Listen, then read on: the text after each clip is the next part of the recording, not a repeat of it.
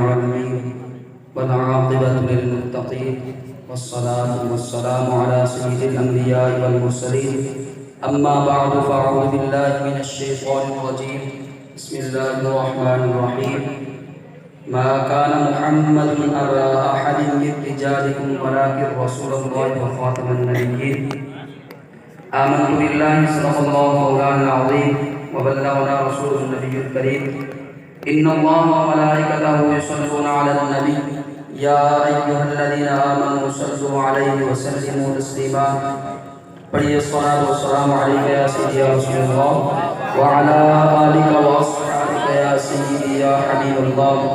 میرے محترم اساتذہ کرام اور طلباء کرام، میں نے آپ حضرات کے سامنے قرآن مجید فرقان حمید کی ایک آیت مقدسہ کا کچھ حصہ تلاوت کرنے کا شرف حاصل کیا ہے۔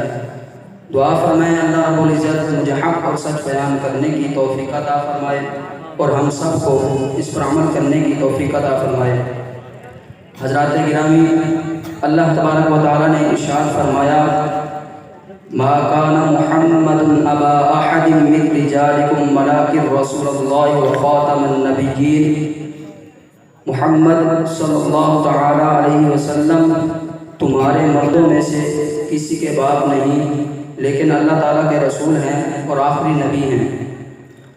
حضرات محترم، ختم نبوت دین کی وہ بنیاد ہے جس پر دین اسلام کی ایک عمارت کھڑی ہے، اسی لیے اس کا جاننا ہر مسلمان کے لیے ضروری ہے۔ علامہ ابن نجیم رحمۃ اللہ تعالی علیہ لکھتے ہیں کہ جس شخص کو یہ معلوم نہیں کہ حضور علیہ السلام اللہ تعالیٰ کے آخری نبی ہیں، وہ مسلمان ہی نہیں، کیونکہ اس بات کا جاننا ضروریات دین میں سے ہے۔ حضرات محترم، حضرت عمر رضی اللہ تعالی عنہ روایت کرتے ہیں کہ ایک مرتبہ حضور علیہ السلام صحابہ کرام رضوان اللہ تعالی علیہم اجمعین کی محفل میں تشریف فرما تھے کہ باہر سے ایک اعرابی آیا اور اس نے گوہ کو شکار کیا ہوا تھا۔ جب وہ اس محفل میں داخل ہوا تو حضور علیہ السلام کی طرف اس نے اشارہ کیا اور کہنے لگا یہ کون ہے؟ تو صحابہ کرام نے فرمایا یہ محمد صلی اللہ تعالی علیہ وسلم ہیں جو اللہ تعالیٰ کے آخری نبی ہیں۔ تو اس نے کہا لات و عزیٰ کی قسم میں آپ پر ایمان نہیں لاؤں گا جب تک یہ گو آپ پر ایمان نہ لے آئے۔ چنانچہ اس نے اس گو کو حضور علیہ السلام کے سامنے چھوڑ دیا۔ حضور علیہ السلام نے اس گو سے سوال فرمایا، آپ صلی اللہ تعالیٰ علیہ وسلم نے فرمایا آئے گو، تو اس گو نے بڑی فصیح زبان میں اس سوال کا جواب دیا۔ اس نے کہا لبیک یا رسول اللہ صلی اللہ تعالیٰ علیہ وسلم، جس کو پوری صاحب محفل نے سنا۔ حضرات محترم، حضور علیہ السلام نے ارشاد فرمایا اے گو تو کس کی عبادت کرتی ہے؟ تو اس گو نے جواب دیا میں اس رب کی عبادت کرتی ہوں جس کا آسمانوں میں عرش ہے، زمین میں جس کی بادشاہی ہے، دریاؤں میں جس کے راستے ہیں، جنت جس کے رحمت کا مقام ہے اور جہنم جس کے غضب کا مقام ہے۔ حضور علیہ السلام نے ارشاد فرمایا اے گو میں کون ہوں؟ اس گو نے جواب دیا رسول رب العالمین و خاتم النبیین، آپ اللہ تعالیٰ کے رسول ہیں اور خاتم النبیین ہیں۔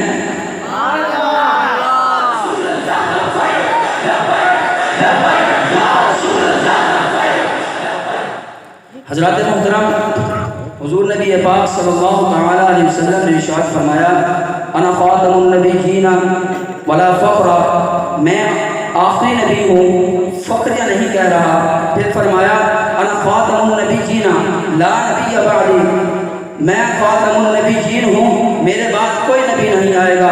حضرات محترم، لفظ خاتم تا کے فتح کے ساتھ اور لفظ خاتم تا کے کسرہ کے ساتھ دونوں طرح پڑھنا ثابت ہے۔ اگر تا کے کسرہ کے ساتھ ہو تو اس میں فاعل کا صیغہ ہوگا اور اس کا معنی ہوگا ختم کرنے والا، اور اگر تا کے فتح کے ساتھ ہو تو اس میں اعلیٰ بمعنی ما یختم بہ، مہر اور انگوٹھی ہوگا۔ دونوں صورتوں میں ختم نبوت کا مفہوم بڑی وضاحت سے اس لفظ میں موجود ہے۔ چنانچہ کیونکہ زیادہ مشہور روایت تا کے فتح کی ہے، اس لیے اس پر تھوڑی سی بات کرتے ہیں۔ حضرات محترم، جب کسی چیز کو بند کر کے اس کے اوپر مہر لگائی جائے تو اس کا واضح مطلب یہ ہوتا ہے کہ نہ تو اس کے اندر سے کوئی چیز باہر آئے اور نہ ہی باہر سے کوئی چیز اندر جائے۔ جب اگر رجسٹر شدہ خط کی مہر کو توڑنے والا تعزیرات پاکستان کے قانون کے مطابق سزا کا مستحق ہو سکتا ہے تو پھر تاجدار مدینہ صلی اللہ تعالی علیہ وسلم کی ختم نبوت کی مہر کو توڑنے والا سزا کا مستحق کیوں نہیں؟ حضرات گرامی، حضرت ابو ہریرہ رضی اللہ تعالی عنہ فرماتے ہیں کہ حضور نبی کریم صلی اللہ تعالی علیہ وسلم نے ارشاد فرمایا، میری اور دوسرے انبیاء علیہ السلام کی مثال ایسے ہے جیسے کوئی محل بنائے، جیسے کوئی عمارت بنائے، ایک محل بنائے اور اس میں ایک اینٹ کی خالی جگہ چھوڑ دے، اگر وہ ایک اینٹ نہ لگے تو عمارت نامکمل ہے، اگر وہ اینٹ لگ جائے تو عمارت کا حسن اپنے کمال کو پہنچ جائے گا۔ فرماتے ہیں کہ دیکھنے والے تو دیکھ کر حیران ہو رہے ہیں، مگر وہ ایک اینٹ کی خالی جگہ اس کے حسن میں رکاوٹ بن رہی ہے۔ ذات گرامی، آپ سمجھیے، حضور علیہ السلام نے ارشاد فرمایا، انا النبیۃ وانا خاتم النبیین، میں ہی وہ اینٹ ہوں اور میں خاتم النبیین ہوں۔ حضرات گرامی، جب قصر نبوت جس کی پہلی اینٹ آدم علیہ السلام ہیں اور آخری اینٹ محمد صلی اللہ تعالی علیہ وسلم ہیں، اب اس عمارت کے مکمل ہو جانے کے بعد جب کوئی اپنی طرف سے اینٹیں لگانے کی کوشش کرے گا تو دیکھنے والا سمجھ جائے گا کہ یہ اینٹ کسی معمار کی لگائی ہوئی نہیں بلکہ کسی غدار کی لگائی ہوئی ہے جو اس محل کو بدصورت بنانا چاہتا ہے۔ حضرات گرامی، جب اللہ تبارک و تعالیٰ نے قصر نبوت کو مکمل کر دیا جس کی آخری محمد صلی اللہ تعالی علیہ وسلم ہیں، تو اب مرزا قادیانی جو کہ انگریز کی گوبر اور پخانے کی بنائی ہوئی بدبودار اینٹ ہے، اس کی کیسے گنجائش ہو سکتی ہے کہ ایسے حسین نبی کے بعد ایک کانے دجال کو نبی مانا جائے؟ ہماری زبان میں کہتے ہیں نمو نہ متا جن پہاڑ متا، کہاں ابن مریم، کہاں ابن کثیری، کیونکہ ہمارے نبی تو دل نشین ہیں، ماہ جبین ہیں، بہترین ہیں، بالیقین ہیں، صادق و امین ہیں، جبکہ مرزا لعین ہے، بے دین ہے، بدترین ہے، جہنم کا شوقین ہے اور جس کے مرنے کی جگہ لیٹرین ہے۔